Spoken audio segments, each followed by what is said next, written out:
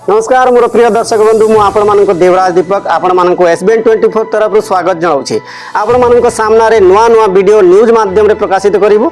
ओडिशार महान स्वाधीनता संग्रामी वीर सुरेंद्र साई उत्तराधिकारी तथा देब्रीगढ़ अभयारण्य ब्रिटिश मानक विरुद्ध लड़ाई रे तांकर बलिदान विषय लोक अवगत कराइबापी हीराकुद वन्य प्राणी विभाग 12 बखरार वीर सुरेंद्र साई अंचल यार प्रथम प्रतिष्ठा करुछि।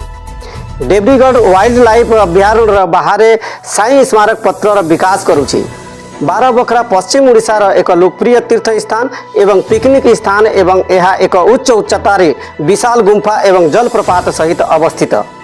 छत्तीसगढ़ एवं निकटवर्ती जिलार हजार हजार पिकनिक ट्रेकर एवं यात्री यही स्थान को वर्ष सारा परिदर्शन करती।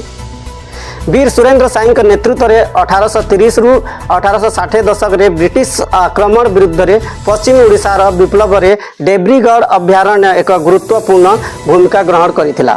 स्वाधीनता संग्राम समय रे सुरेंद्र साय एवं तांको अनुगामी माने विभिन्न स्थान रे आश्रय नहीं किंतु 12 बखरा युद्ध समय रे विद्रोही मानक पई सबुठारु सुरक्षित स्थान थिला। ब्रिटिश मानक विरुद्ध रे लड़िबा पई रणनीति प्रस्तुत करिबा एही गुंफा रे सभा करथिले। तेणु अति शीघ्र आम यही गुंफा एवं यही स्थान विषय में दिखाइबू।